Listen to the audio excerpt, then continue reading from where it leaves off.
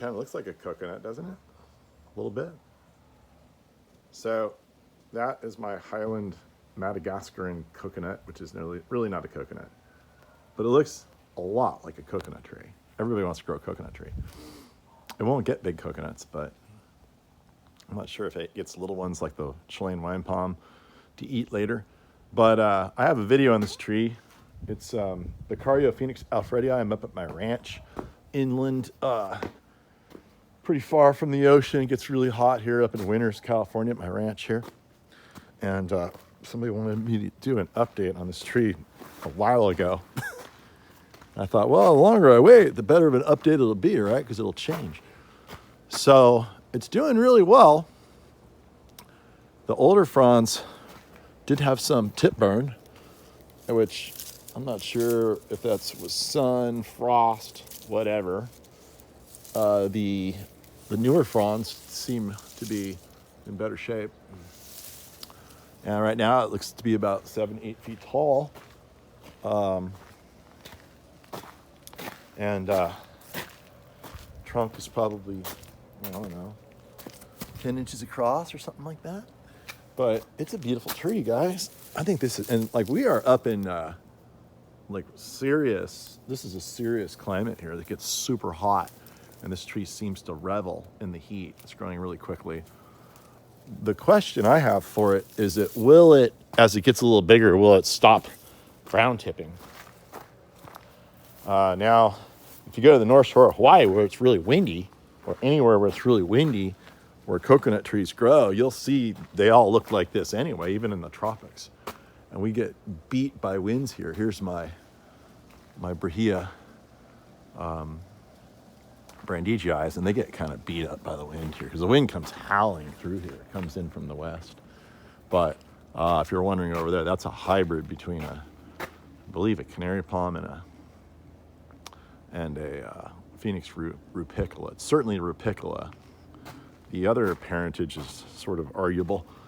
But anyway, back to Becaria Phoenix alfredii. The hope of this plant is that it'll be this beautiful coconut lookalike that you can use in California as a substitute to the coconut. And so far it looks like that's going to be the case. I mean, if it holds this kind of quality, it's passable, you know. I mean, I'm not sure the tips, maybe in like tropical Florida or something, that wouldn't do that. So it also could be the water up here. We have some strange things going on with, like, look at this orange tree. It refuses to die, but it refuses to look good. So I'm not sure if it's part of the well water with a lot of chlorides or what, but that might be an issue here with this particular tree, but we don't really know.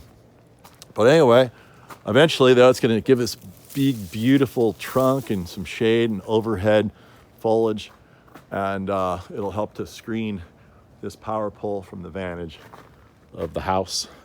And so, but I'm really kind of I'm happy enough with it so far. And especially if you really want something to look like a coconut, then this is as good as you get. We have Parajubea cocoides, which is the keto coconut from Ecuador. That's a really good plant too, as is the Peruvian coconut, Parajubea torrellii.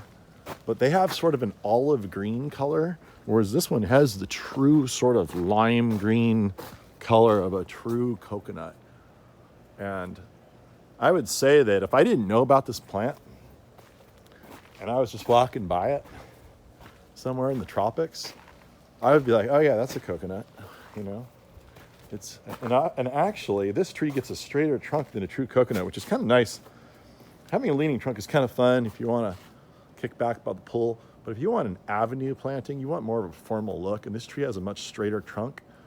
And it also seems to, at least the trees in habitat that I've seen photos of, when they get really big, they seem to abscise their foliage and drop it once the foliage gets to the horizontal point, which makes it look for a really neatly trimmed plant. But yeah, I mean, look at that beautiful green in there. So that's the Becaria Phoenix alfredii. Right now it's December 31st, 2021. And Happy New Year to everybody. got all my kids here. We're gonna have a little burn pile and have some fun. The sun came out. It's been raining like crazy. We're at 200% of rainfall so far for this date, which is great because we had a terrible drought, and we're really happy to get out of that. And anyway, yeah, I think a few more years, this thing's gonna look like a real tree. The only problem also is that with a lot of these sort of coconut-like plants is they don't have a big trunk like a queen palm that you can walk under right away. That's why everybody likes the queen palm so much, or one of the reasons. This is gonna take many more years to make a trunk, almost like a canary palm is the same way. And so you sort of have to put up with foliage down low before you get a tree, because there's really no big trees. Eventually, we're gonna have some big trees for sale. In fact, we have trees that are about half this size right now for sale, in case you want one. So just let me know. And do know that this place up here, my beautiful ranch I've been working on for 11 years, is for rent for whatever, VRBO, short-term rental, vacation kind of thing.